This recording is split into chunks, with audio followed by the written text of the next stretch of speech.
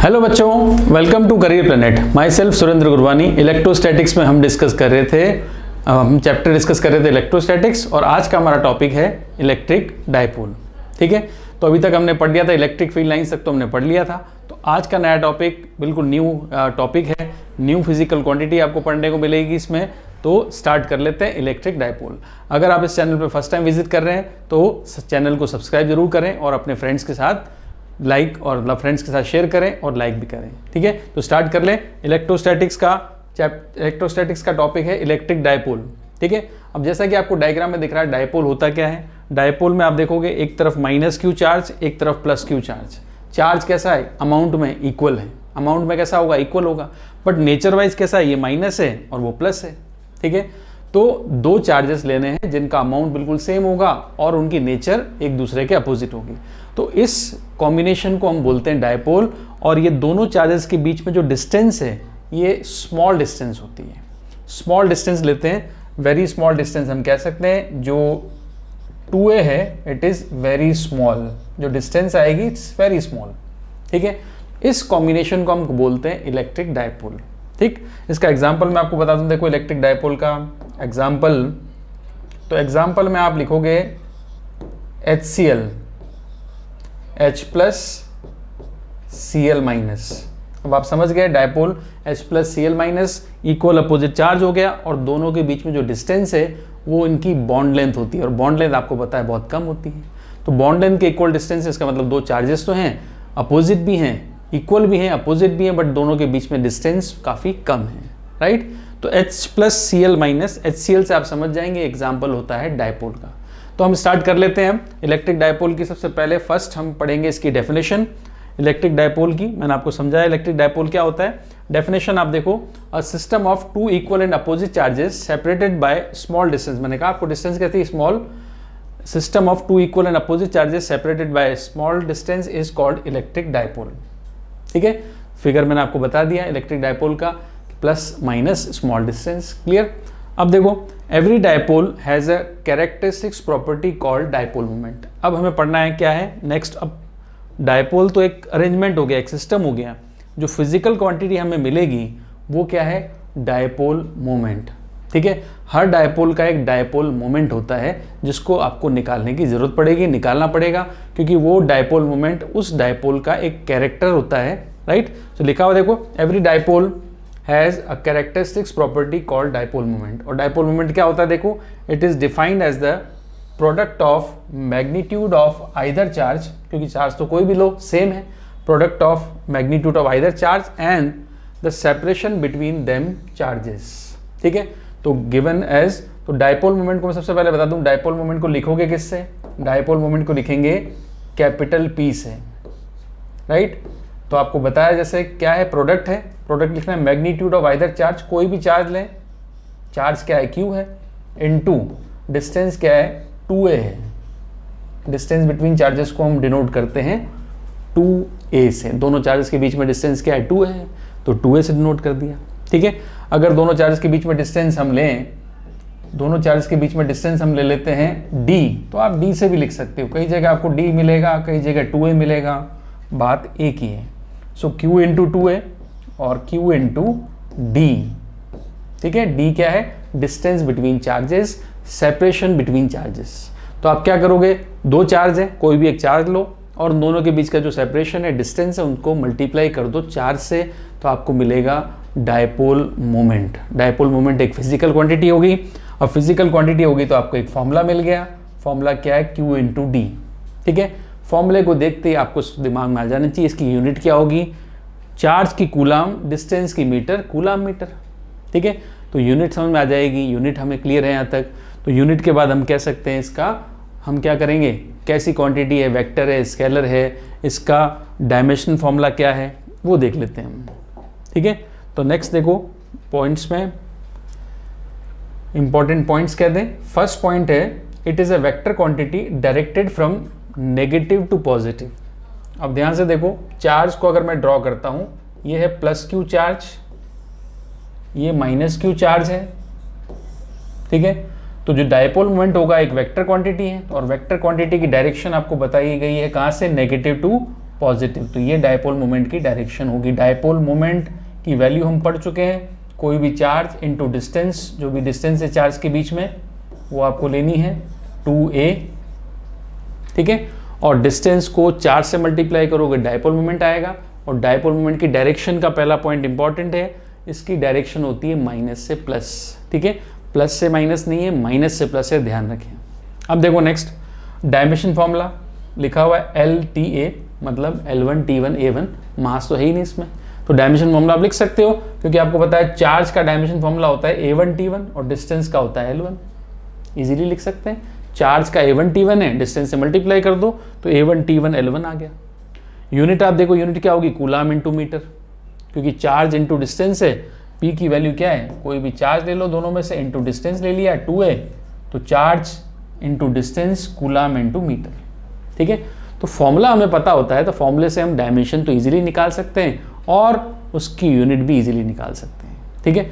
Unit की हम बात करें अगर और, तो यूनिट में एक प्रैक्टिकल यूनिट आती है। प्रैक्टिकल यूनिट क्या है, वो है प्रैक्टिकल यूनिट इसकी d बाई। प्रैक्टिकल यूनिट क्या है इसमें, d बाई है, ठीक है। प्रैक्टिकल यूनिट क्या है, d बाई। So two equal and opposite point charges each having charge 10⁻10 franklin. अब d बाई क्या होता है, देखो d बाई में दो चार्जेस लिए, एक प्लस का एक माइनस का लेना है। चार्ज कितना होगा, 10⁻10 फ्रैंकलिन, ठीक है। एंड सेपरेटेड बाय 1 एंगस्ट्रॉम, दोनों के बीच में डिस्टेंस कितना होगा, 1 एंगस्ट्रॉम, ठीक। चार्जेस में ले रहा हूँ प्लस का 10⁻10 फ्रैंकलिन एक चार्ज, दूसरा चार्ज ले रहा हूँ -10 इंटू 10⁻10 फ्रैंकलिन, और दोनों के बीच में डिस्टेंस कितना है, 1 एंगस्ट्रॉम, ठीक है। इस तरह का अगर कोई डायपोल बना है, चार्जेस कूलाम में नहीं है, फ्रैंकलिन में है, और डिस्टेंस मीटर में नहीं है, एंगस्ट्रॉम में है, तो इस तरह के कॉम्बिनेशन का जो डायपोल मोमेंट आएगा उसको बोलते हैं 1d बाई। इसका डायपोल मोमेंट 1d बाई होगा, ठीक है। बट हमें तो कूलाम और डिस्टेंस मीटर में समझ में आती है, तो उसको हम कन्वर्ट कर सकते हैं कूलाम मीटर में। देखो 1d बाई 10⁻10 इंटू 10⁻10, 1 एंगस्ट्रॉम को हम क्या लिखेंगे, 10⁻10। तो फ्रैंकलिन तो है, मगर ये हमने फ्रैंकलिन इंटू मीटर में निकाल दिया, तो फ्रैंकलिन इंटू मीटर में क्या होगा, 10⁻10 10⁻10 10⁻20 होगा फ्रैंकलिन इंटू मीटर, ठीक है। बट हमें तो कूलाम में चाहिए, तो हम कन्वर्ट कर सकते हैं इसको। आगे देखो, तो 10⁻20 फ्रैंकलिन मीटर की जगह क्या लिखा, कूलाम मीटर, अपॉन डिवाइड कर दिया 3 इंटू 10⁻9 से, ठीक है। तो इसको डिवाइड करने से क्या हुआ है, कूलाम में कन्वर्ट हो गया, और कूलाम में कन्वर्ट करते ही वैल्यू आ गई 3.3 इंटू 10⁻30 कूलाम मीटर, ठीक है। तो आप इसको डायरेक्ट भी याद रख सकते हो। डायरेक्ट क्या याद रखना है आपको, कि 1d बाई की वैल्यू क्या होगी, 1d बाई equals to 3.3 into 10⁻30 coulomb metre. Coulomb metre तो स्टैंडर्ड यूनिट है ही सही, बट ये हमें d बाई में कन्वर्ट करना आना चाहिए, ठीक है। तो 1d by is a unit, practical unit of dipole moment, और उसकी वैल्यू हो गई 3.3 इंटू 10⁻30 कूलाम मीटर, ठीक है। तो डायपोल समझ में आया। डायपोल मोमेंट मतलब क्या, चार्ज को, चार्जेस के बीच में जो सेपरेशन उससे मल्टीप्लाई कर दो। वेक्टर क्वांटिटी है, डायरेक्शन आपको समझ में आनी चाहिए, माइनस से प्लस की तरफ है, ठीक है। यूनिट आपको समझ में आ गई, नॉर्मल यूनिट हम कूलाम मीटर लेंगे, बट d बाई एक प्रैक्टिकल यूनिट है, उसका आइडिया आपको होना चाहिए, राइट। सो डायपोल मोमेंट आपको समझ में आ गया, मोमेंट होता है। तो एक छोटा सा न्यूमेरिकल करते हैं डायपोल मोमेंट निकालने का। तो डायपोल मोमेंट के लिए देखो, सिस्टम हैज़ 2 चार्जेस, पहला चार्ज दे दिया 2.5 इंटू 10⁻7 कूलाम, पहला चार्ज है, ठीक है। और सेकेंड चार्ज दे दिया माइनस, सेम डायपोल के लिए आपको पता है नेगेटिव चार्ज चाहिए, एक पॉजिटिव होगा तो एक नेगेटिव होगा, ये माइनस का 2.5 इंटू 10⁻7 कूलाम, ठीक है। तो ये 2 चार्जेस हो गए। अब चार्जेस के बीच में जो डिस्टेंस है वो हमें लिखनी पड़ेगी। तो हम देखें इनकी पोजीशन क्या है। पहला चार्ज प्लेस किया है लोकेटेड द पॉइंट्स, कोऑर्डिनेट्स दिए हुए हैं 0 0 -15। अभी कौन सा कोऑर्डिनेट गिवन है, 0 सबसे नंबर 1 पे आता है x कोऑर्डिनेट, फिर आता है y कोऑर्डिनेट, फिर आ रहा है थर्ड z कोऑर्डिनेट। तो z कोऑर्डिनेट की वैल्यू कितनी है, -15। अब -15 है, चार्ज प्लेस्ड है, तो मुझे कोऑर्डिनेट सिस्टम यहाँ बनाना पड़ेगा। कोऑर्डिनेट सिस्टम बनाऊँ, देखो ये एक्सिस होती है y, ठीक है। अब मैंने यहाँ बना दिया, तो मैं ये एक्सिस ले लेता हूँ z, ये प्लस z, ये माइनस जेड, ठीक है, और ये हो गई प्लस वाई और ये हो गई माइनस वाई, ठीक है, और ये बाहर की तरफ आएगी, उसको x मान लेते हैं, हम उसका यूज़ नहीं कर रहे हैं इसलिए x प्लस एक्स बाहर की तरफ माइनस एक्स अंदर की तरफ, ठीक है, और ये हो गया आपका ओरिजिन पॉइंट, 0 पॉइंट। क्लियर। तो फर्स्ट चार्ज कहाँ प्लेस किया, यहाँ से 0 से इस तरफ कितना, -15, तो ये -15 है सेंटीमीटर, और ये जो चार्ज है दूसरा वाला, ये कितना दूर है यहाँ से, ये है +15 सेंटीमीटर। अब मुझे ध्यान से बताओ क्या सेपरेशन है दोनों चार्जेस के बीच में। ये 0 है, यहाँ से 15, मतलब माइनस में इसलिए कि इस तरफ है, यहाँ से 15 इधर और यहाँ से 15 इधर, तो बताओ दोनों के बीच में जो सेपरेशन आया, डिस्टेंस आया, वो क्या है, वो हो गया 30 सेंटीमीटर, ठीक है। आप ध्यान से देखो तो ये A होता है, ये होता है A, तो टोटल जो वैल्यू है 2A की, वो क्या है, टोटल जो वैल्यू आएगी 2A की, मैं पहले A लिख देता हूँ, A की वैल्यू क्या होगी 15 सेंटीमीटर, डिस्टेंस 2A होती है तो वो कितनी हो गई 30 सेंटीमीटर, ठीक है। तो 15 किसकी वैल्यू है, 15 हम कह सकते हैं A की वैल्यू है। क्लियर। तो 2A की वैल्यू होगी 30, सेंटीमीटर में है, मीटर में कन्वर्ट कर लेंगे, स्टैंडर्ड यूनिट क्या होती है, मीटर होती है, तो 30 इंटू 10⁻⁻2 मल्टीप्लाई करते हो गया मीटर, ठीक है। अब ये आ गई डिस्टेंस, तो हमें क्या निकालना था, हमें निकालना है what are the total charge. अब टोटल चार्ज की बात करें फर्स्ट में, तो टोटल चार्ज तो बेटा क्या होगा, फर्स्ट केस में देखो टोटल चार्ज, डायपोल का टोटल चार्ज अगर कोई पूछता है आपसे तो आप बताओगे टोटल चार्ज क्या होगा, पहला चार्ज प्लस का है तो प्लस का क्यू, दूसरा चार्ज माइनस का है तो माइनस का क्यू, टोटल क्या हो गया 0। डायपोल का तो हमेशा टोटल चार्ज क्या होगा 0 होगा, ठीक है, क्योंकि इक्वल अपोजिट चार्ज है, टोटल निकालोगे 0 आएगा। सेकंड आपसे क्या पूछा है, electric dipole moment of the system, मतलब P निकालना है, और P आपको पता है कोई भी चार्ज ले लो, दोनों में से प्लस क्यू माइनस क्यू दोनों चार्ज हैं, इनटू दोनों चार्ज के बीच की डिस्टेंस, ठीक है। तो ये ध्यान रखें यहाँ पर, ये 2A की वैल्यू ध्यान रखना 30 है, आप 2A की वैल्यू 15 नहीं लोगे, 15 0 से एक चार्ज की डिस्टेंस है, तो 15 किसकी वैल्यू हुई A की, 2A की वैल्यू क्या होगी 30, ठीक है। तो हम पुट कर लेते हैं और हम डायपोल मोमेंट इजीली निकाल सकते हैं। चार्ज की वैल्यू है 2.5 इंटू 10⁻⁻7 और डिस्टेंस बिटवीन चार्जेस क्या है, वो है 30 इंटू 10⁻⁻2 मीटर, ठीक। तो मल्टीप्लाई कर लेंगे इजीली इसको, ये -2 और -7, ये तो हो गया -9, ये वाला 0 मल्टीप्लाई कर दो 2.5 तो पॉइंट हट जाएगा, पॉइंट हट गया क्योंकि 0 भी हट गया, 0 इससे मल्टीप्लाई हो गया। अब 25 इंटू 3 75 इंटू 10⁻⁻9, ठीक है, ये आ गया coulomb into metre, coulomb metre इसकी यूनिट हो गई, ठीक है। तो इजी है न्यूमेरिकल, बट लोकेशन या डिस्टेंस में कंफ्यूज मत होना, लोकेशन इसलिए दे रखी ताकि आप चार्जेस के बीच की डिस्टेंस निकाल सको, वो है 30 सेंटीमीटर, और उसको 4 से मल्टीप्लाई कर दो, डायपोल मोमेंट आ गया 75 इंटू 10⁻⁹ मीटर।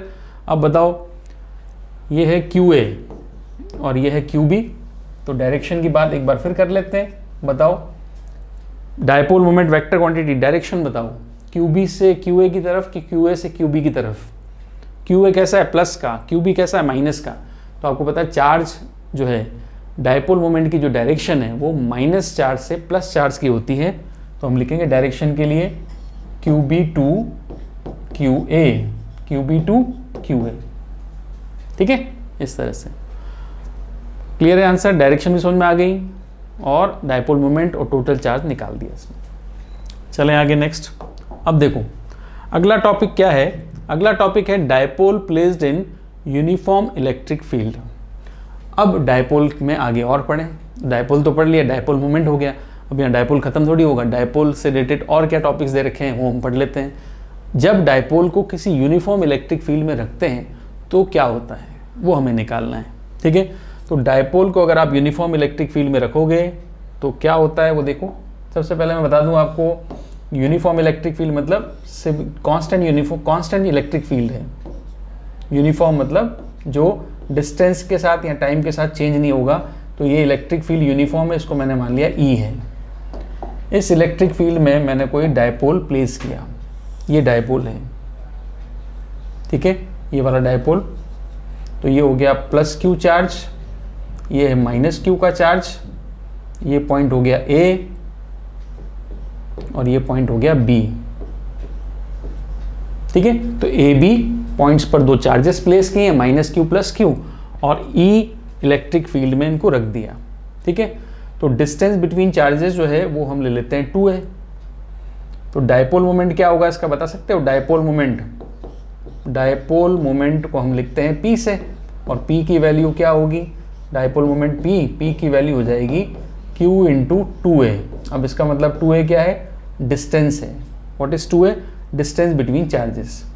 अब 2A डिस्टेंस है तो आपको दिख रहा है यहाँ पे 2A डिस्टेंस हो गई। तो मुझे बताओ P की डायरेक्शन क्या है? P की डायरेक्शन तो माइनस से प्लस की तरफ होती है, ये डायरेक्शन आ गई P की।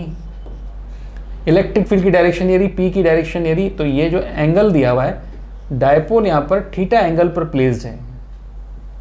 डायपोल का जो डायग्राम बनाना है आपको, देखो ध्यान से, थीटा एंगल पे रख दिया। अब थीटा 0 होगा तो 0 कर लेंगे, 90 होगा 90 कर लेंगे, 180 होगा 180 कर लेंगे। बट फिलहाल जब हमें एंगल नहीं पता तो हम थीटा पर बना सकते हैं, इसलिए हमने इसको थीटा पे बना दिया। तो डायपोल मोमेंट होगा माइनस से प्लस की तरफ, इलेक्ट्रिक फील्ड के साथ थीटा एंगल पे है, ठीक है। तो आपको पता होना चाहिए थीटा क्या है? Theta is angle between P हो गया dipole moment and electric field E हो गया इलेक्ट्रिक फील्ड, ठीक है। तो ये वैल्यूज यहाँ पर दी हुई है, चार्ज दिया हुआ है, डिस्टेंस दी हुई है, इलेक्ट्रिक फील्ड दिया हुआ है, डायपोल मोमेंट हमने निकाल लिया। अब क्या चाहिए हमें? अब हमें देखना है इस पर कि जो इलेक्ट्रिक फील्ड में अगर कोई चार्ज प्लेस करोगे तो इन पे लगेगा इलेक्ट्रिक फोर्स। तो हम सबसे पहले निकालते हैं इलेक्ट्रिक फोर्स निकालें। इलेक्ट्रिक फोर्स का फॉर्मूला आपको पता है, F इक्वल्स टू क्या होता है? इलेक्ट्रिक फील्ड में रखे हुए चार्ज पर इलेक्ट्रिक फोर्स का फॉर्मूला होता है F इक्वल्स टू QE, ठीक है। अब F इक्वल्स टू QE है तो A पर भी फोर्स लगेगा, B पर भी फोर्स लगेगा। B पर चार्ज है प्लस का Q, A पर चार्ज है माइनस का Q, ठीक है। तो मैं दोनों फोर्सेस लिखूं, देखो A पर प्लेस चार्ज पर FA फोर्स आएगा, A पर चार्ज कैसा है? माइनस का Q, तो माइनस का QE आ जाएगा, ठीक है। और B पर जो फोर्स है वो आ जाएगा प्लस का QE। अब E तो आपको पता है वेक्टर क्वांटिटी है, फोर्स भी वेक्टर क्वांटिटी है, E वेक्टर है, फोर्स भी वेक्टर है। तो A पर लगने वाला फोर्स की डायरेक्शन आप देखो E के अपोजिट है, माइनस ही आया मतलब E के अपोजिट है, ये आएगा फोर्स FA, ठीक है। और FB की डायरेक्शन की बात करूं तो FB तो E की डायरेक्शन में लगेगा, E की डायरेक्शन में लगेगा FB, ठीक। तो डायपोल पर दो फोर्स लगे, FA भी लगा जिसकी डायरेक्शन इधर है, FB भी लगा डायरेक्शन उधर है, और दोनों की वैल्यू अगर ध्यान से देखो तो सेम है, ठीक है। तो अगर कोई आपसे पूछे कि जब डायपोल को इलेक्ट्रिक फील्ड में प्लेस किया जाता है तो नेट फोर्स क्या होगा? नेट फोर्स ऑन डायपोल, तो डायपोल पे नेट फोर्स क्या होगा जब उसको इलेक्ट्रिक फील्ड में रखोगे? तो नेट फोर्स निकालें। डायपोल पे दो फोर्सेस लगे, FA लगा और FB लगा, दोनों फोर्सेस को मैंने ऐड करना है, टोटल फोर्स निकालना है, इसलिए FA equals to FB। FA की वैल्यू पुट कर देता हूँ माइनस QE और FB की वैल्यू पुट कर देता हूँ प्लस QE। तो अगर आप ध्यान से देखोगे तो नेट फोर्स क्या आ जाएगा? नेट फोर्स आ जाएगा 0। तो डायपोल पर, कोई भी डायपोल को जब यूनिफॉर्म इलेक्ट्रिक फील्ड में रखते हैं तो उस पर नेट फोर्स तो 0 होता है, ठीक है। नेट फोर्स 0 हो गया। अब फोर्स तो 0 हो गया तो क्या टॉर्क भी 0 होगा? नेट फोर्स के बाद क्या टॉर्क 0 होगा? तो टॉर्क की बात करते हैं, क्या होता है टॉर्क, ठीक है। तो आपको पता है फोर्स जब भी लगता है तो अगर फोर्स लगता है तो डायपोल ट्रांसलेटरी मोशन करता है, शिफ्ट होता है इधर उधर। किसी भी चीज़ को, ऑब्जेक्ट को मूवमेंट लेने के लिए, डिस्प्लेस करने के लिए फोर्स की रिक्वायरमेंट होती है। फोर्स लगता है पुश और पुल की फॉर्म में, ठीक है। तो पुश करते तो डायपोल अपनी जगह से शिफ्ट हो जाता है, बट नेट फोर्स तो 0 है। तो फोर्स देता है डिस्प्लेसमेंट, शिफ्टिंग, ठीक है, इफ़ इट इज़ पॉसिबल। मगर यहाँ पर फोर्स तो 0 है, तो क्या टॉर्क भी 0 है कि नहीं? और टॉर्क क्या देता है? टॉर्क जब भी बॉडी पर लगता है तो वो उसको रोटेट कर देता है, ठीक है। टॉर्क लगने से बॉडी रोटेट होती है और डिस्प्लेसमेंट कौन सा आता है? एंगुलर, ट्विस्ट होता है बॉडी, एंगुलर डिस्प्लेसमेंट क्रिएट करता है, ठीक है। तो हम यहाँ पर देखेंगे टॉर्क टॉर्क भी कह सकते हो, फोर्स कपल भी कह सकते हो, फोर्स कपल, क्योंकि यहाँ पे फोर्सेस लग रहे हैं, दोनों फोर्स दो कपल के फॉर्म में लग रहे हैं। ये क्या करते हैं, दोनों फोर्सेस बॉडी को रोटेट कर सकते हैं। तो क्या होता है टॉर्क, टॉर्क को लिखा जाता है ऐसे, टाउ इसका साइन हो गया, ठीक है। निकालते कैसे टॉर्क, टॉर्क निकालोगे फोर्स, फोर्स की जो वैल्यू है into perpendicular distance between forces. अब ये लिखते हैं, चलो पहले हमें क्या लिखना है, किसी भी फोर्स की वैल्यू, चाहे एफ ए लें चाहे एफ बी लें, दोनों फोर्स इक्वल है। तो कोई भी फोर्स इनटू डिस्टेंस, कौन सी, perpendicular distance, perpendicular distance between forces, perpendicular distance between forces, दोनों फोर्सेस के बीच में जो परपेंडिकुलर डिस्टेंस होती है। एंगल पे डिस्टेंस नहीं चाहिए, ये फोर्स है, ये फोर्स है, तो एंगल पे डिस्टेंस तो ये नहीं, ये एंगल पे डिस्टेंस है। हमें क्या चाहिए, परपेंडिकुलर डिस्टेंस। तो परपेंडिकुलर डिस्टेंस निकालें, तो कैसे निकालोगे, तो हम कह सकते हैं परपेंडिकुलर डिस्टेंस बिटवीन फोर्सेस की जगह हम बोल सकते हैं इसमें lines of action of forces, perpendicular distance between lines of action, lines of action of forces. जो फोर्सेस के बीच की जो लाइन ऑफ एक्शन है, मतलब फोर्सेस की जो लाइन ऑफ एक्शन होती है उनके बीच की परपेंडिकुलर डिस्टेंस होती है। तो ये जो लाइन मैंने ड्रॉ की, ये एफ ए की लाइन ऑफ एक्शन है, ये जो लाइन मैं ड्रॉ कर रहा हूँ ये लाइन एफ बी की लाइन ऑफ एक्शन है, ठीक है। इन दोनों में मुझे चाहिए परपेंडिकुलर डिस्टेंस, राइट। तो परपेंडिकुलर डिस्टेंस यहाँ से ये परपेंडिकुलर डिस्टेंस मिलेगी आपको, ये डिस्टेंस होगी। तो B2M परपेंडिकुलर ड्रॉ किया मैंने, क्या होगा B2M, ठीक है। तो टॉर्क की वैल्यू, कोई भी फोर्स लिख लेंगे F, फोर्स की वैल्यू पुट कर देता हूँ, देखो फोर्स का अमाउंट लेना है बस, तो फोर्स का अमाउंट होगा QE और परपेंडिकुलर डिस्टेंस लेनी है B2M, तो ये ले लिया परपेंडिकुलर डिस्टेंस B2M। ये हमें निकालनी पड़ेगी, टॉर्क की जो वैल्यू है निकालने के लिए हमें परपेंडिकुलर डिस्टेंस रिक्वायर्ड है BM। अब BM निकालने के लिए थोड़ा सा इधर देख लें हम, ये BM कौन सी डिस्टेंस हो गई, ये वाली, ये B है, ये M है और ये A है। यहाँ पे दो चार्जेस थे -Q + Q, ये डिस्टेंस होती है 2A और ये एंगल गिवन है थीटा।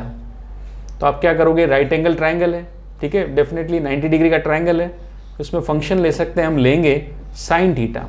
साइन थीटा होता है परपेंडिकुलर BM अपॉन हाइपोटेनस क्या है AB, ठीक है। तो BM इक्वल्स टू क्या हो जाएगा, AB साइन थीटा, और AB की वैल्यू कितनी है 2A, तो BM की वैल्यू आ गई 2A साइन थीटा,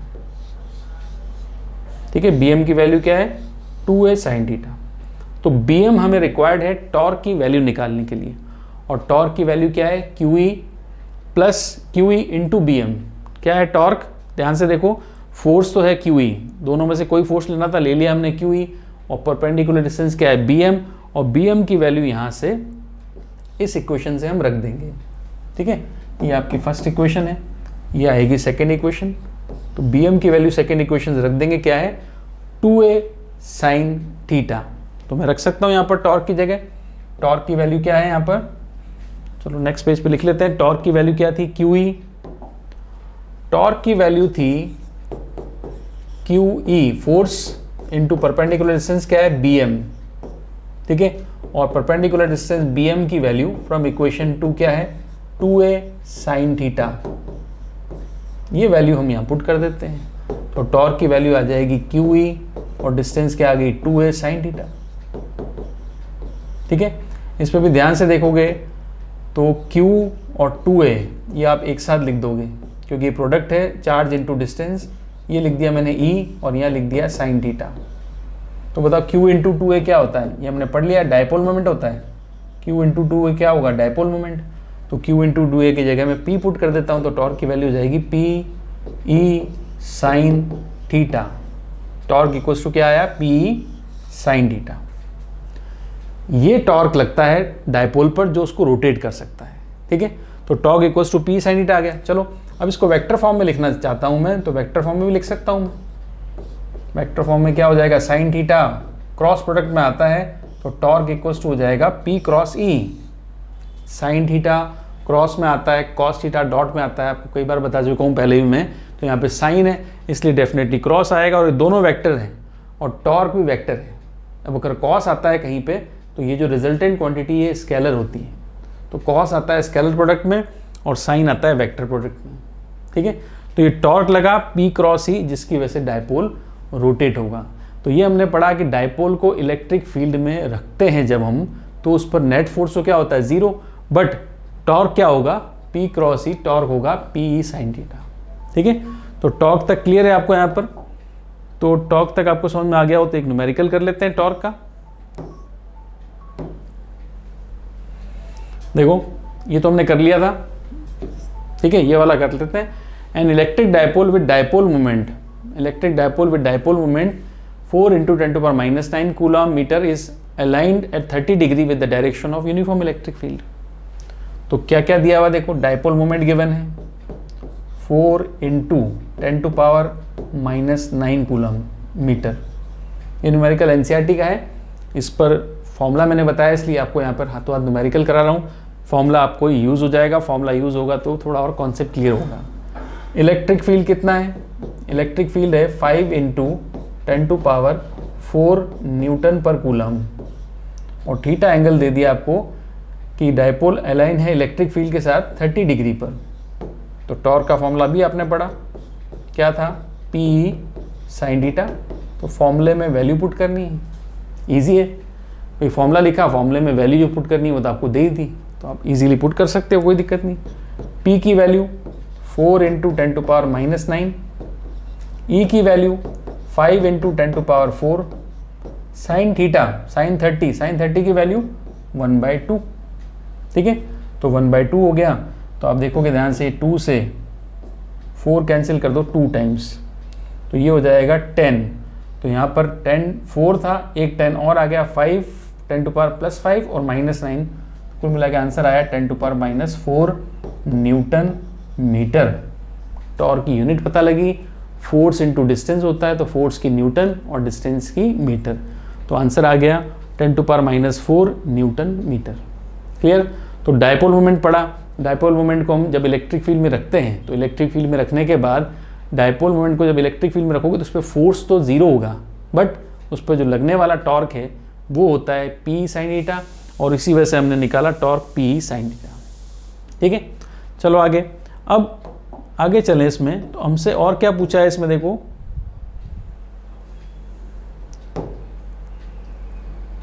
और क्या पूछा है, देखो डायपोल हमने पढ़ लिया, टॉर्क। तो टॉर्क के बाद नेक्स्ट टॉपिक क्या आता है वो देखो, नेक्स्ट टॉपिक आता है work done during rotation of a dipole in electric field. जब किसी डायपोल को इलेक्ट्रिक फील्ड में रोटेट करेंगे तो कितना वर्क डन होगा, वो वर्क डन पूछा है। तो वर्क डन का फिर एक फॉर्मूला निकालते हैं, देखो कैसे आएगा। डायपोल को रोटेट करना है, ठीक है, तो डायपोल को रोटेट करना है, तो आपको पता है इलेक्ट्रिक फील्ड, तो आपका ये इलेक्ट्रिक फील्ड था इस तरह से, राइट, और डायपोल इसमें प्लेस कर दिया था हमने AB पोजीशन पर। ये डायपोल है, ये A पॉइंट हो गया, ये B पॉइंट हो गया, ठीक है, और ये एंगल गिवन था आपको, राइट। अब सपोज करें इस डायपोल को मैं थोड़ा सा रोटेट करूंगा, तो रोटेट करूंगा तो ये पहले सपोज कर रहे एंगल कितना है, θ1 है। अब रोटेट कर दिया तो B इस पॉइंट पे आ जाएगा, इसकी पोजीशन चेंज हो रही है देखो, और A इस पॉइंट पे आ जाएगा, B आ जाएगा B' पर, और A आ जाएगा A' पर, A आ जाएगा A' पर। उसको ऐसे रोटेट कर दिया, तो पहला एंगल कितना था, θ1। अब ध्यान से देखो अब एंगल कितना होगा, अब एंगल जो है नेक्स्ट एंगल चेंज हो गया, वो क्या हो गया, θ2। तो हमने जो उसको टिल्ट किया, ट्विस्ट किया, रोटेट किया, इसमें कितना वर्क हमें करना पड़ेगा, वर्क डन निकालें। तो वर्क डन की वैल्यू का फॉर्मूला आप देखना है यहाँ पर, वर्क डन कैसे निकलेगा।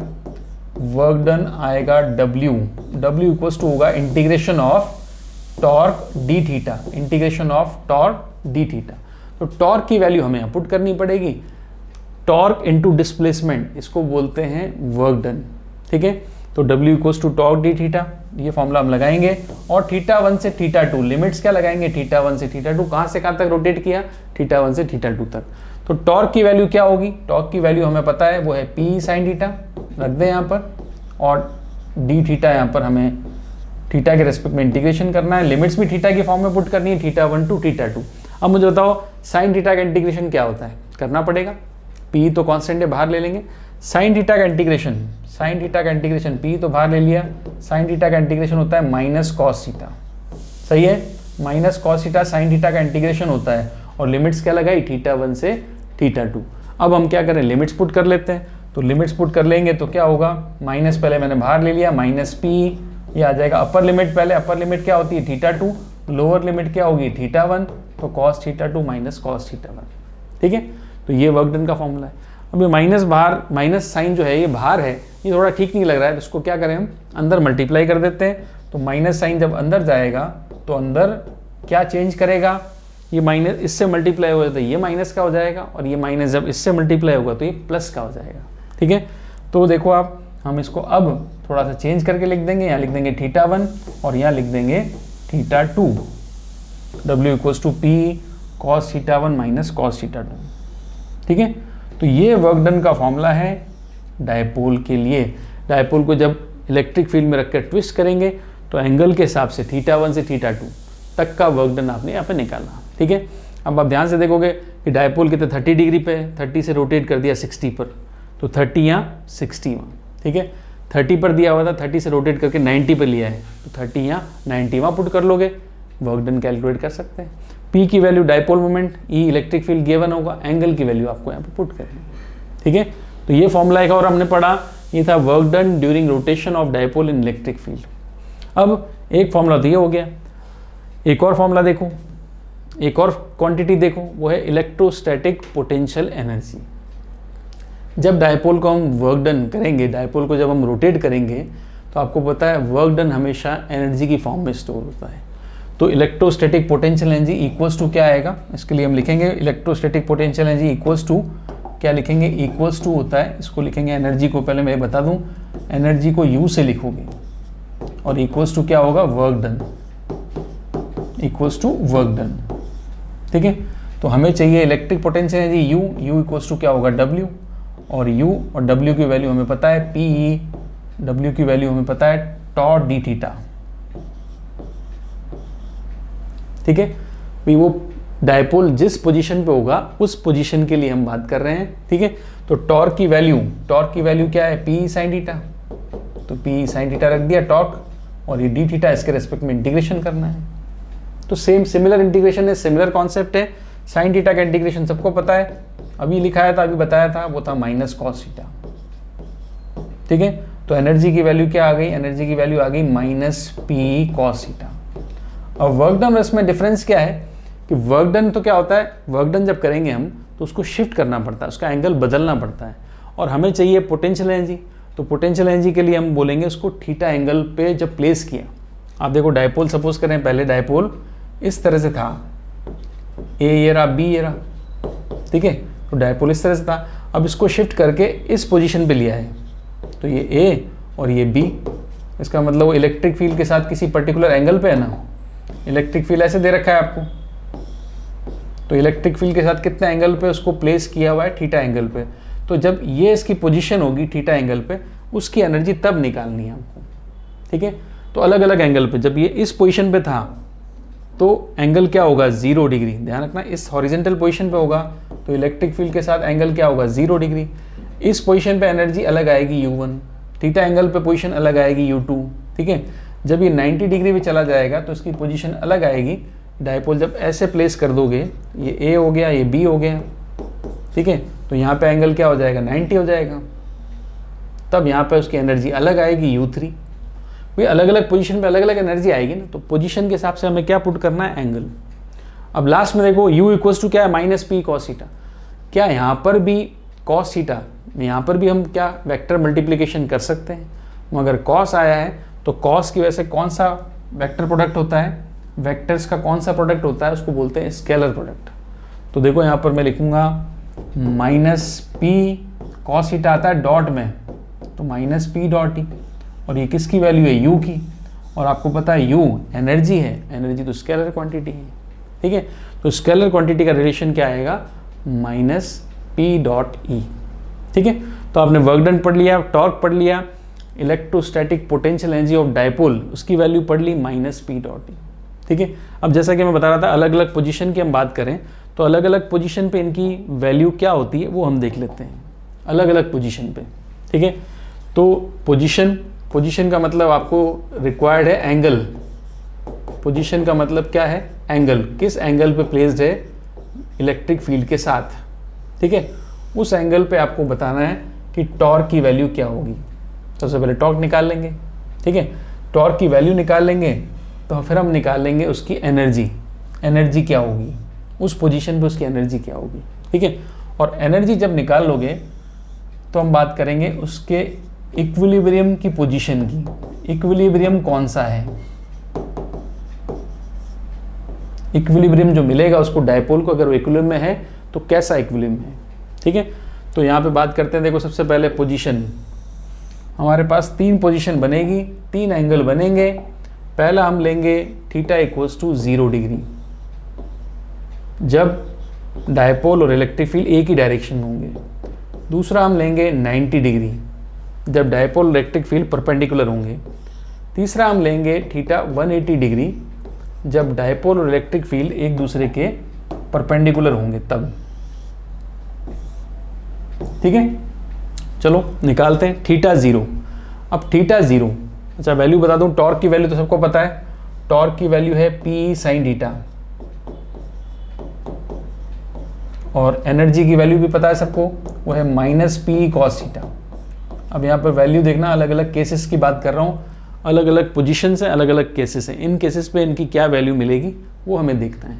ठीक है, तो सबसे पहले बताओ 0 डिग्री पर टॉर्क निकालें तो साइन 0 क्या होता है? 0। साइन 0 0 होता है, तो टॉर्क क्या हो जाएगा? 0 हो जाएगा। ठीक है, मैं टॉर्क की बात कर लेता हूँ पहले। थीटा इक्वल्स टू 90, मतलब dipole electric field perpendicular position में है, तो टॉर्क की वैल्यू P आएगी और ये मैक्सिमम आएगी। थीटा 180, तो साइन 180 0 होता है, अगेन टॉर्क क्या होगा? 0 होगा। अगेन टॉर्क की पोजीशन क्या आएगी? 0। ठीक है, टॉर्क की वैल्यू क्या आएगी इस पोजीशन में? 0। आपको पता है डायपोल ये है, प्लेस किया हमने डायपोल, ये AB है। ठीक है, तो इलेक्ट्रिक फील्ड की डायरेक्शन के साथ अगर है, ये इलेक्ट्रिक फील्ड की डायरेक्शन के साथ है, तो यहाँ पे फर्स्ट केस में एंगल क्या होगा? 0 डिग्री। इस केस में एंगल क्या है? 90 डिग्री, जब इलेक्ट्रिक फील्ड हॉरिजॉन्टल है, डायपोल ऐसे रखा हुआ है। ठीक है, इलेक्ट्रिक फील्ड हॉरिजॉन्टल, डायपोल ऐसे रखा हुआ है, डायपोल मूवमेंट की डायरेक्शन इस तरफ है, तो एंगल होता है 0 डिग्री। ठीक है, यहाँ पे -Q है, यहाँ पे +Q है, डायपोल मूवमेंट की डायरेक्शन इस तरह से, इलेक्ट्रिक फील्ड भी आपका इस तरह से, तो ये तो होता है 0 डिग्री। अब डायपोल को ऐसे रख दें तो एंगल होगा 90 डिग्री, और डायपोल को और रोटेट करें, ऐसे रख दें। अब -Q उधर चला गया, -Q वहाँ है, +Q यहाँ है, P की डायरेक्शन इधर, इलेक्ट्रिक फील्ड डायरेक्शन उधर, तो ये हो गया अपोजिट, तो 180 डिग्री। ठीक है, तो हम तीनों केस में बात कर रहे हैं, राइट। तो 0 डिग्री पर टॉर्क 0, 90 पर टॉर्क मैक्सिमम, 180 पर 0। अब हम एनर्जी की बात करते हैं। एनर्जी है -P cos थीटा, तो cos 0 तो 1 होता है, थीटा 0, साइन 0 तो 0 होता है, बट cos 0 तो 1 होता है, तो एनर्जी क्या आएगी? U इक्वल्स टू आ जाएगा -P। ठीक है, यहाँ पे एनर्जी cos 90 क्या होता है? 0, तो यहाँ पे एनर्जी 0 होगी। देखो जब टॉर्क मैक्सिमम था तब एनर्जी क्या होगी? 0 होगी। अच्छा यहाँ पर देखो 180, तो अगर मैं cos 180 पुट करूँगा तो एनर्जी आ जाएगी +P।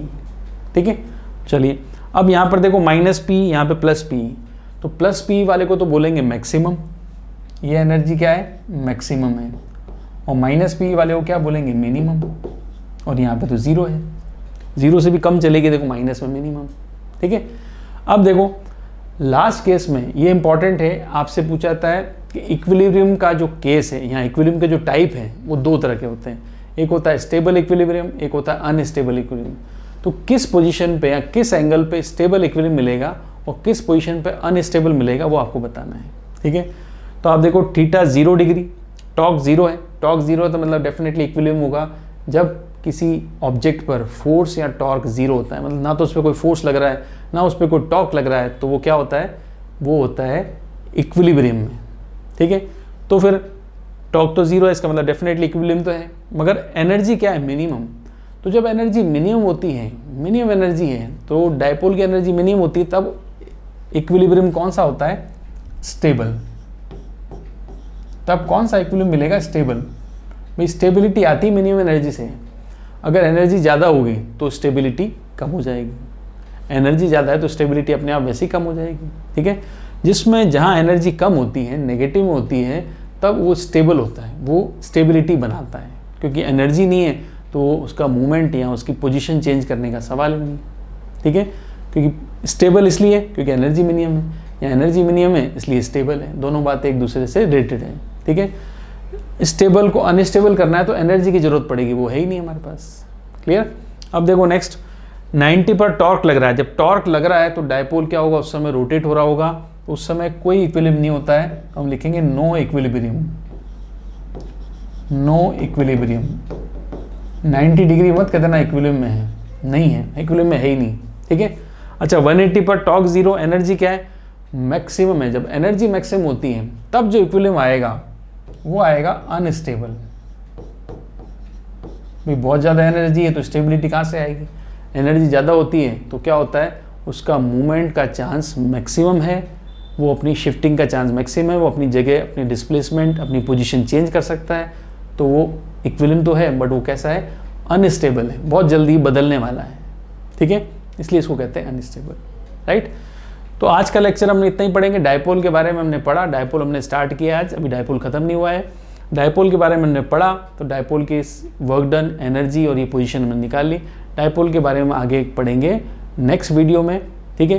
तो बने रहिए हमारे साथ वीडियो में, हमारे साथ बने रहिए लेक्चर्स में, और आपको लेक्चर पसंद आया हो तो सब्सक्राइब जरूर करना और अपने फ्रेंड्स के साथ शेयर जरूर करना, ठीक है। तो मिलते हैं नेक्स्ट लेक्चर में, टिल देन गुड बाय।